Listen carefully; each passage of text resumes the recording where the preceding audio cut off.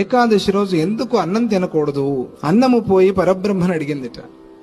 ప్రతిరోజు నన్ను తింటారు, నాకు రెస్ట్ లేదా స్వామి అని అడిగిందిట. మీకు ఏకాదశి విశ్రాంతి అన్నాడు భగవంతుడు. ఎవరు వింటారు స్వామి అన్నాడు. ఎవరు వింటారు? ఏకాదశి మాకు విశ్రాంతిని ఎవరికి తెలుస్తుంది? మేము ఎవరి దగ్గర నోరు మొత్తుకోవాలి? మాకు ఏకాదశి విశ్రాంతి తినద్దు అంటే ఎవరైనా వింటారా అని అంటే అట్లా కాదు.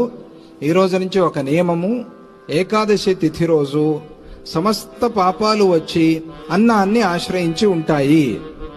ఎవరు అన్నం తింటారో వాళ్ళు అన్ని పాపాలు తిన్నవాళ్ళు అవుతారు, ఇక గుర్తుపెట్టుకోండి అన్నారు. ఇది భగవంతుడు చెప్పిన మాట. కాబట్టి అన్నం తినద్దు.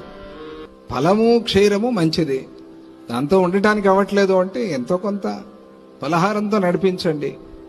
ఇంట్లో కూడా అన్నం వండకూడదు, ఏకాదశి రోజు అన్నం వండకూడదు.